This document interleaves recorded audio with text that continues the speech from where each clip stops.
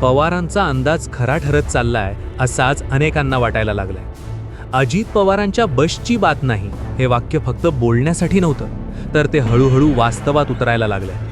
पडद्यामागचा डायरेक्टरही फुटतोय आणि फरांडे बाबांची भविष्यवाणी सुद्धा एकामागून एक खरी ठरताना दिसतीये. कालची तारीख होती 17/1. धनंजय मुंडे दिल्लीत गेले. माणिकराव कोकाटे यांचा रात्री 8 ते 8:30 दरम्यान राजीनामा. छगन भुजबळ रुग्णालयात भरती.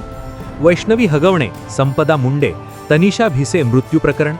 या सगळ्या प्रकरणांमुळे रडारवर आलेल्या रुपाली चाकणकर, जमीन खरेदी प्रकरणात अडचणीत आलेले उपमुख्यमंत्री अजित पवारांचे पुत्र पार्थ पवार, ज्यांना वाचवता वाचवता अजित पवारांच्या नाकी न आली तेच पार्थ पवार.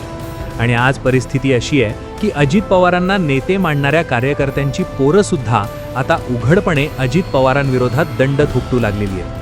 हक्काचं पुणं जातंय असं म्हणत ज्या काकांचं वय झालं म्हणून पक्ष फोडला होता, त्याच काकांना आज मला वाचवा असं म्हणायची वेळ अजित पवारांवर येते. धनंजय मुंडे दिल्लीत जातात, अमित शहांना भेटतात. त्यानंतर लगेच सुनील तटकरे दिल्लीत, प्रफुल्ल पटेल सुद्धा दिल्लीत. दोघंही अमित शहांना भेटतात. हा सगळा सिक्वेन्स काय सांगतो? राजकारणात मोठं काहीतरी घडणार आहे. फरांडे बाबांचा संदर्भ इथे मुद्दाम जोडतोय, कारण त्यांनी स्पष्टपणे सांगितलं होतं 2026 मध्ये मोठ्या राजकीय उलथापालथी अटळ आहेत. 2026 सुरू होण्यासाठी आता फक्त 101 दिवस उरलेत. 23 नोव्हेंबरला महायुती सरकारला वर्षपूर्ती झाली आणि त्यानंतर अवघ्या एका महिन्यात आणखी एका मंत्र्याची विकेट पडली. आता पुढे जे फुटणार आहेत ते छोटे नेते नाहीत, ते दिग्गज आहेत, तागडी नेते आहेत आणि मंत्री सुद्धा आहेत. सगळ्यात पहिलं नाव घेतलं जाते धनंजय मुंडे. धनंजय मुंडे कसे फुटू शकतात?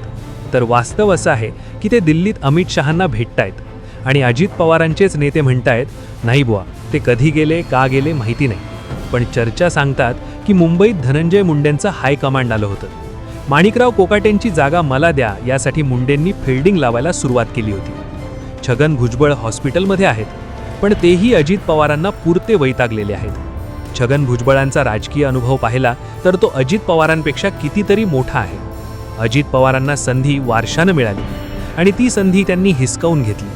म्हणूनच छगन भुजबळांना अजित पवारांच्या अंडरखाली काम करणं पेलवत नाही आणि त्यामुळे ते कधीही भाजपच्या वाटेवर जाऊ शकतात. धनंजय मुंडेंचं समजू शकतो, छगन भुजबळांचंही समजू शकतो, पण प्रश्न आहे सुनील तटकरे आणि प्रफुल्ल पटेल काल अमित शहांच्या भेटीसाठी दिल्लीत काय करत होते? ज्या अमित शहांपर्यंत पोहोचण्यासाठी लोकांना कितीतरी पायऱ्या चढाव्या लागतात, ज्यांच्यापर्यंत थेट ॲक्सेस मिळवायला शिंदेंना 2.5-3 वर्ष लागली, तोच थेट ॲक्सेस अजित पवारांनाही आजपर्यंत सहज मिळालेला नाही. सांगा बरं, अजित पवार उपमुख्यमंत्री झाल्यापासून अमित शहांना किती वेळा भेटले? आणि दुसरीकडे सुनील तटकरे, प्रफुल्ल पटेल थेट भेटीघाटी घेत आहेत. आमदारांच्या चर्चाही सांगतात, वरच्या लेव्हलच्या चर्चाही सांगतात. प्रफुल्ल पटेल आणि सुनील तटकरे मुळात अजित पवारांचे माणूस नाहीत. योग्य वेळ आली की ते एक घाव 2 तुकडे करतील. एकतर भाजपला सोबत घेतील, नाहीतर थेट भाजपमध्ये जातील. सूरज चव्हाण प्रकरण आठवा. संघटनेच्या अध्यक्षाला मारहाण केल्यामुळे अजित पवारांनी त्याला पक्षातून काढलं, पण त्यालाच पुन्हा सरचिटणीस करून डोक्यावर बसवणारे सुनील तटकरे होते. अजित पवारांनी स्पष्ट नकार दिला, तरीही तो निर्णय झाला. हे सगळे धागेदोरे जोडले तर एकच चित्र स्पष्ट होतं. पवारांचा अंदाज खरा ठरत होता. पवार 2.5 वर्ष शांत होते. दादा आपलाच आहे. घरच्यांच्या प्रेशरमुळे सामावून घेतलं, उठबस केली. पण अजित पवारांची क्षमता किती आहे, ते किती राजकारण पेलू शकतात हे दाखवण्यासाठी पवारांनी 2.5 वर्षांची ढील दिली. आणि त्या काळात अजित पवारांच्या नेतृत्वाखाली 2 मंत्र्यांच्या विकेट पडल्या. महाविकास आघाडीतही विकेट पडल्या होत्या. पण आज जे घडतंय ते अधिक भयानक आहे. सध्याचा राजकीय कल्लोळ पाहिला, फरांडे बाबांची भविष्यवाणी पाहिली, अजित पवारांचे नेते एकामागून एक अडचणीत येताना पाहिले, तर पुढच्या 3 घटना अटळ वाटतात.